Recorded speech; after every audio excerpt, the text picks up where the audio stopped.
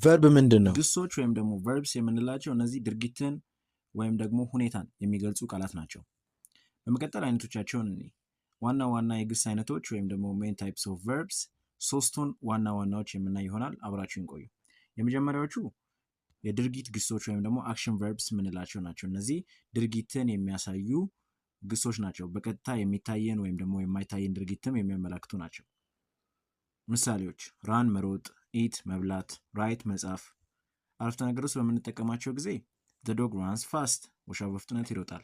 I think about the problem ስለ ችግሩ አስባለሁ። በነገራችን ላይ ስለ ችግሩ ካሰብን መፍትሄው ሰሚት ኮንዶሚኒየም ሆናችሁ አስጠኚ የምትፈልጉ ከሆነ ባዮ ላይ ወይም ደግሞ ካፕሽን ላይ ስልኬን ታገኛላችሁ። በመቀጠል ረዳት ግሶች ሄልፒንግ ቨርብስ ወይም ደግሞ ዋናውን ግስ በመርዳት ጊዜን ወይም ደግሞ ሁኔታን የሚገልጹ ናቸው። እነዚህ ግሶች ከዋናው ግስ ጋር ተያይዘው በመስራት የድርጊቱን ጊዜ ወይም ደግሞ ቴንስ ለመግለጽ ይረዳሉ። ምሳሌዎች ኢዝ ወይም ደግሞ አር። እነዚህ ፕሬዘንት ኮንቲኒየስ ቴንስን ወይም ደግሞ አሁን እየተደረገ ያለ ድርጊትን ለመግለጽ ልንጠቀማቸው እንችላለን። ሃዝ ወይም ደግሞ ሃቭ ፕሬዘንት ፐርፌክት ቴንስ ወይም ደግሞ ከድርጊት በፊት ተፈጽሞ ግን አሁንም ተጽዕኖ ያለውን ድርጊት ለማሳየት ልንጠቀማቸው እንችላለን። ዊል ፊውቸር ቴንስን ወይም ደግሞ ወደፊትን ለመግለጽ ልንጠቀመው እንችላለን። አረፍተ ነገር ውስጥ አጠቃቀማቸው she is eating now እሷ አሁን እየበላች ነው።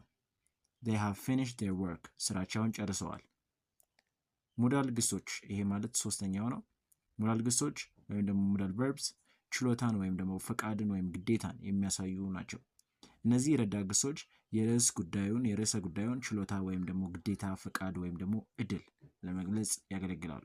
ምሳሌዎች ካን ይችላል ወይም ደግሞ ችሎታን፣ መስት አለበት ወይም ደግሞ ግዴታን፣ ሹድ ይገባል ወይም ደግሞ ምክርን ለማሳየት ልንጠቀማቸው እንችላለን።